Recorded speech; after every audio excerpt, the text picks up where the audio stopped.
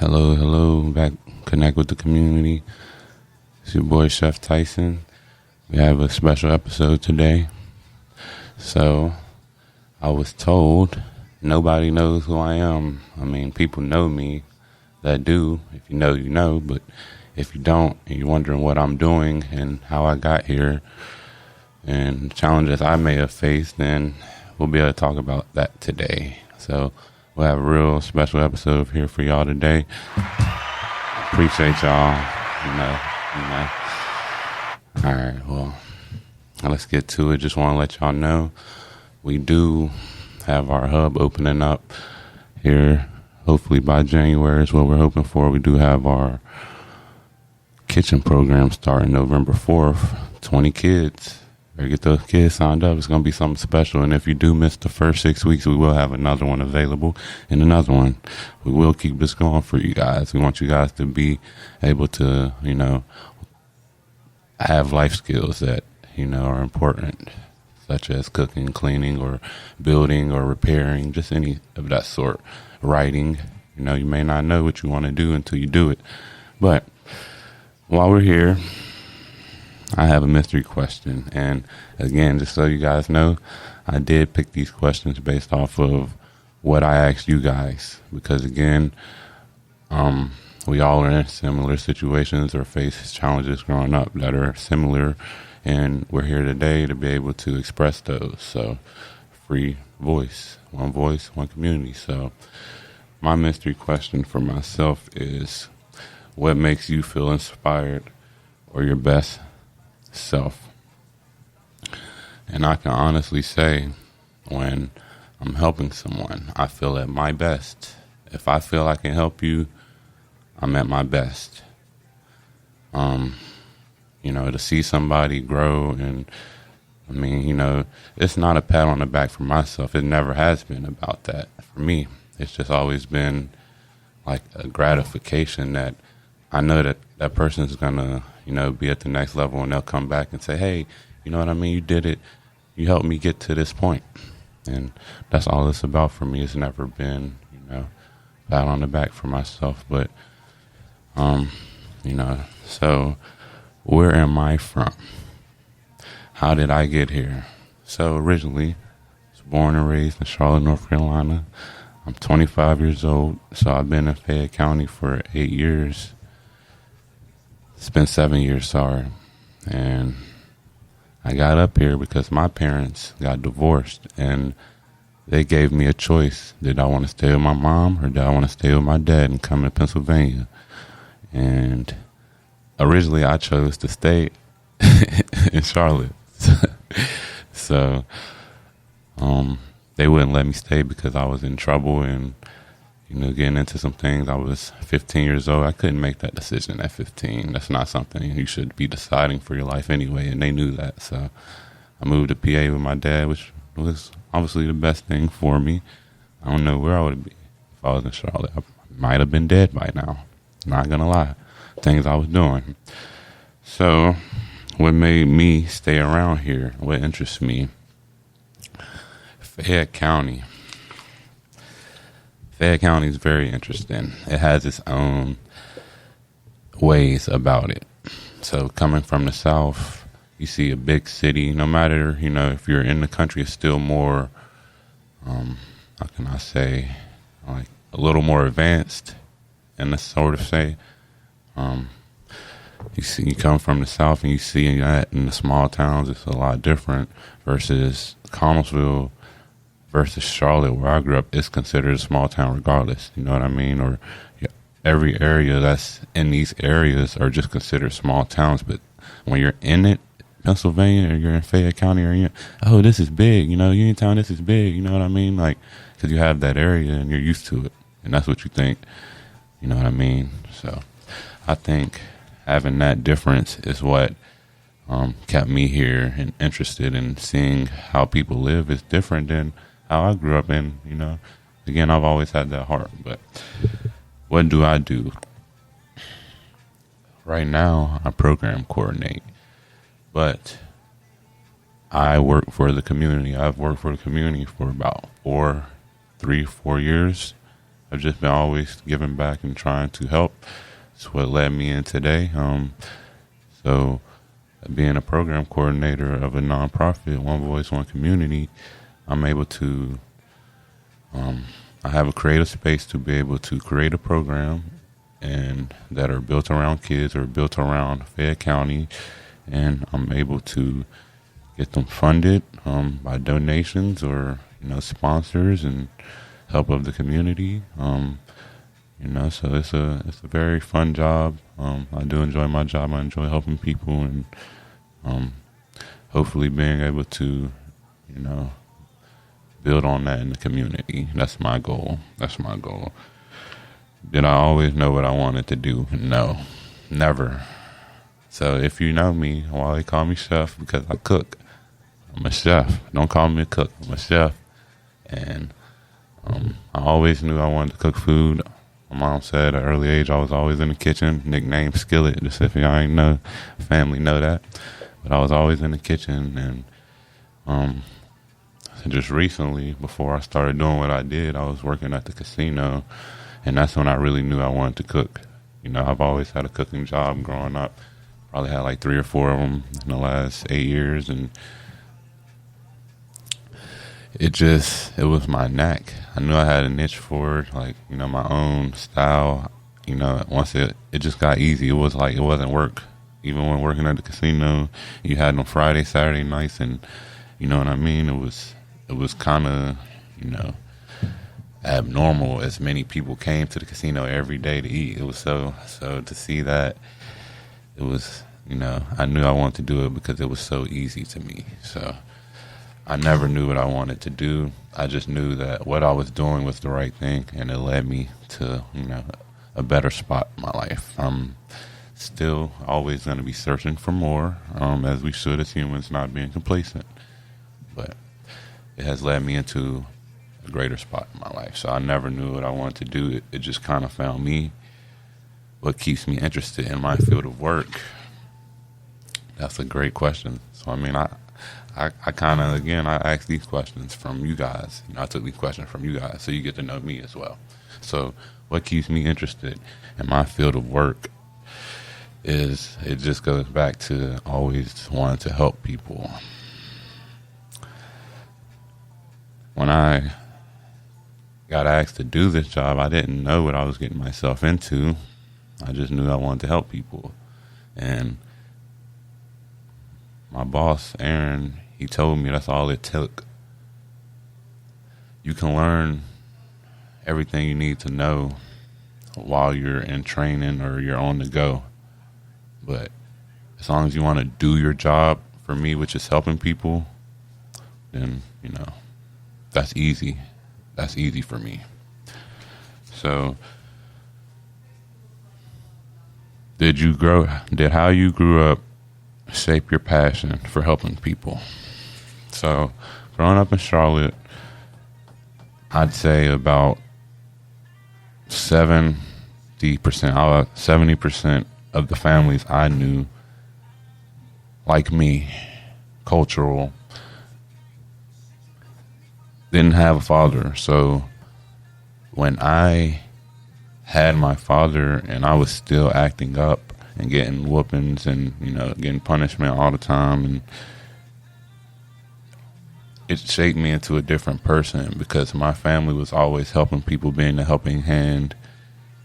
Like my dad was a coach. He took in people. They always spent the night, you know what I mean? Those people was like my brothers. So to see how they came up, and they were, they had their heads on more than me sometimes, not having a dad. And I had my dad, and again, I was just always in trouble so much. So it definitely shaped me because I know that, I'm coming from experience. I'm able to give back through experience.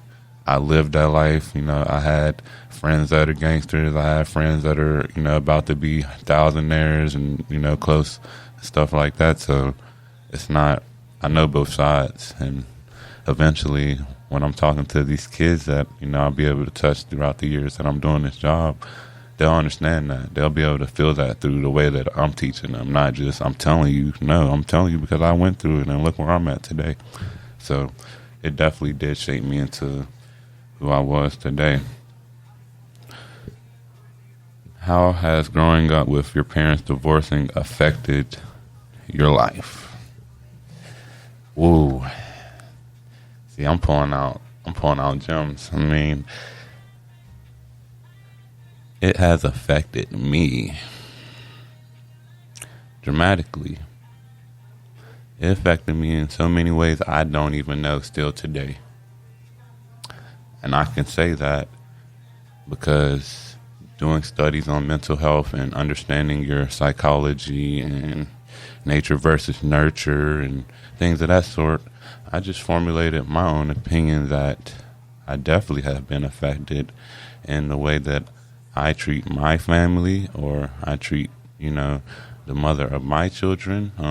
That comes a long way from, how you were raised by your family and so I definitely think it has took not a dramatic, but it's a learning experience. Every kid shouldn't, and have to go through that at all, ever. But if you do go through it, it makes you different in a way, loving someone. And I know that has affected me. So that's a great question. Again, and I asked someone that before. Do you feel remorse towards either of your parents? Never. When I was young, I used to always be mad at my dad because he was a hands-on dad. I was in trouble, he was gonna be there. You know what I mean? So when you coming from people's houses and they get in trouble and they still playing the game, they still watching TV. You know what I mean? And you get in trouble, you on punishment. You can't do this, you can't do that. So it was naturally, me and my dad always had that grudge. So that was something that always changed our relationship. Me getting in trouble. That's a great question. How was your childhood? Did you get in trouble a lot? I got in trouble every day. Every day. I literally got whoopings every day from my dad, like I said, every day. So eventually, coming from the inside, again, I'll be able to touch the children in a different way because I've been in trouble. I've been through that. Anything you try to do, I've done it. You try to run away, I done did it. You know what I mean? You try to, go stealing with your friends in the store, I done did it. Steph done did it, bro. You don't have to do that. So just remember that. I was in trouble. We're going to keep you out of trouble. We're going to keep you out. Who is your greatest motivation? My family. Because I can't label one person. My family is my greatest motivation. Rest in peace to my dad, my mother of my children. That is my motivation. I mean, as it should be. Because that's how I was raised. Looking at your family every day, you come home, you're like, what do I have to give them? Even if, again, you can live with your grandma, you can live with your mom, you can live with your cousin, you can live with your brother. That's your family. You live under the roof. So my family's my greatest motivation because, again, I know I want to be able to provide them with more than money. Money means nothing. I just want to be able to pass off wealth. If you don't have a dime, Ellie and Cash, my children, you'll have a big house. Hey, it might not even be big. It'll be paid for. How about that? Because that sounds ignorant. But you'll have a paid for house. You're going to be educated because that's what we're doing right now. You're going to be in every program. And, you're just going to understand how to build wealth without that being monetarily. Don't let that confuse y'all. Do you believe in manifestation? That's my biggest one right there. That's my biggest one. Manifestation to me has been my biggest friend. I can say that because, like I said before, I wouldn't be here today if it wasn't manifested. And it's weird. Again, shout out to Aaron, shout out to Terry, shout out to the people that believed in me to give me a job. But I was working myself in this space before I even met my boss, which I met him 2 years before he even gave me my job. It's funny how things work. You always got to be working yourself into that space. And that's why I believe in manifestation, because 2 years ago during COVID, if you guys remember, we had March. We had our march and protesting and that thing. And my boss, being as open-minded as he is, I met him there. And us being opposite as we are, he's still a man, and realized that is another man and I can help him. And he has a way in the community and he wants to help other people. Again, 2 years later, then I get hired. He didn't do that right away. It took him time to realize and seeing what I was doing, the steps that I was taking. And again, the whole time I'm planning this in the back of my head because I already knew what I wanted to do. I was already getting people together to, form a movement and a community of building together. And it's crazy how God works. That's what I'll say. That's what I'll say. Question. Do you believe in how do you take care of your mental health?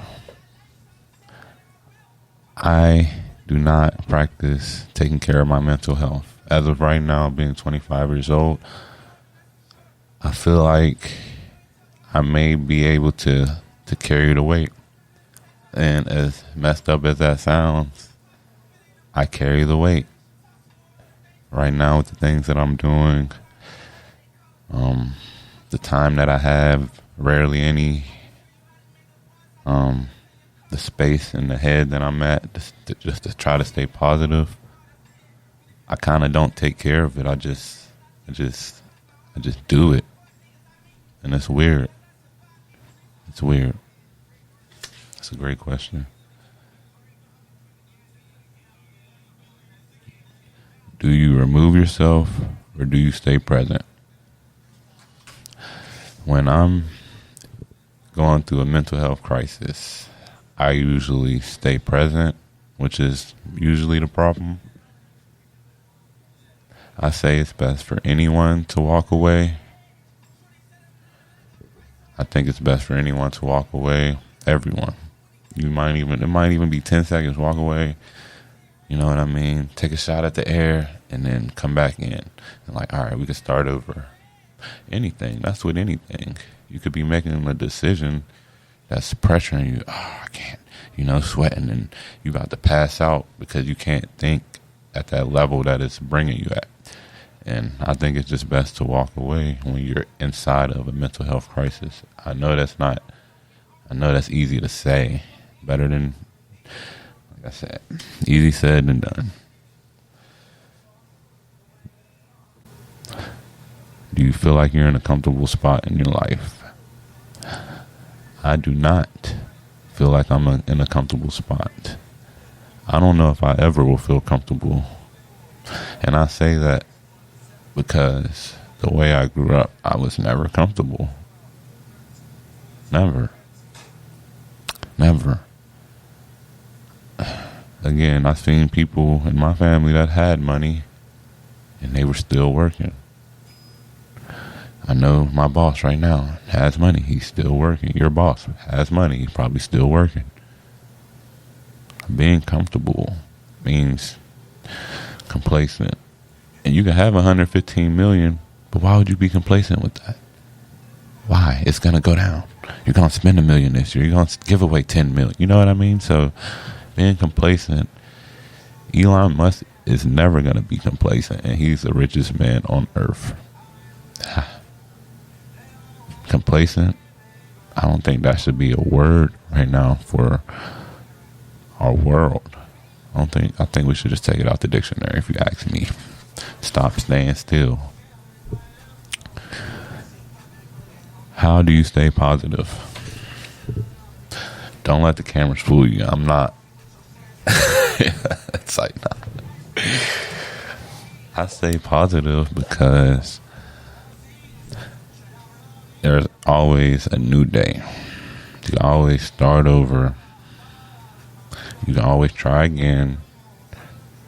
You can always re-record. You can always take another shot.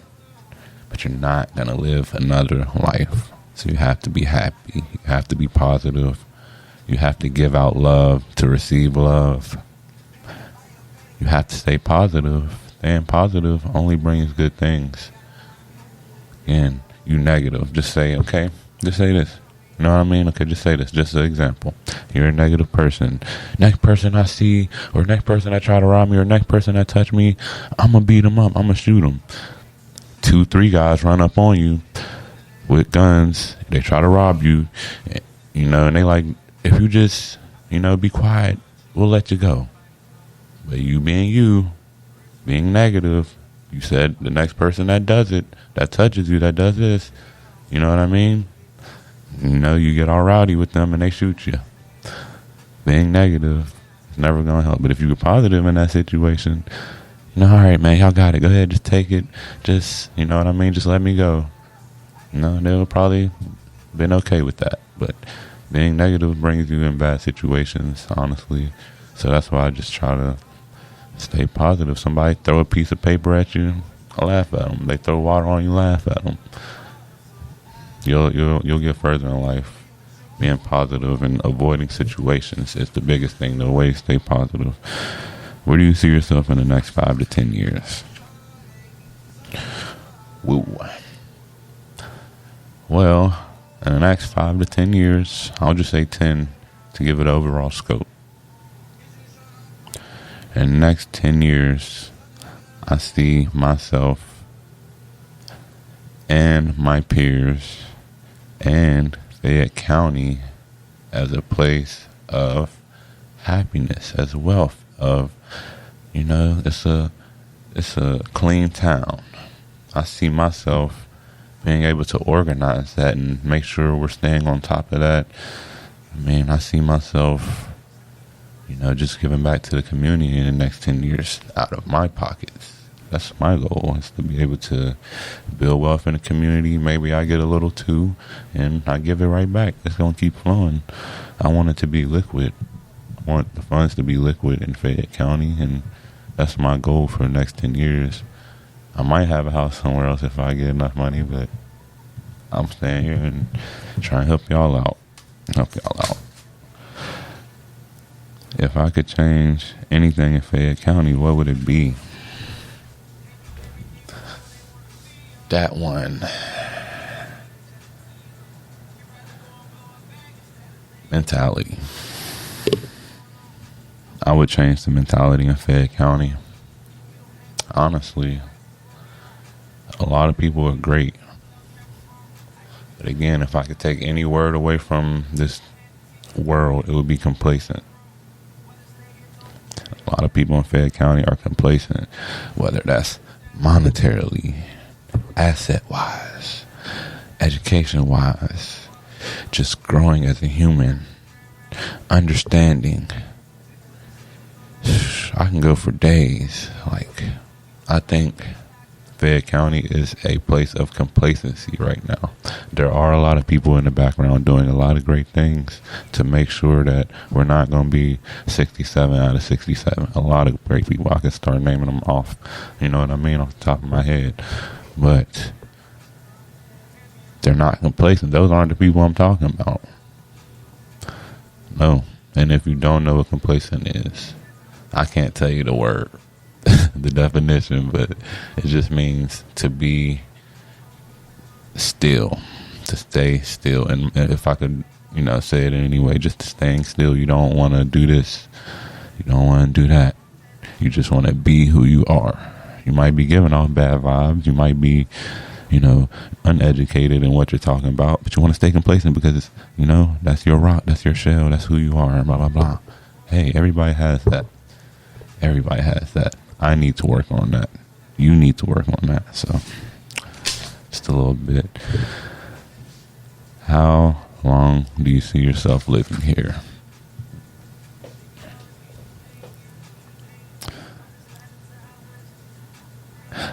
If I had a time, because I didn't even get to think about that,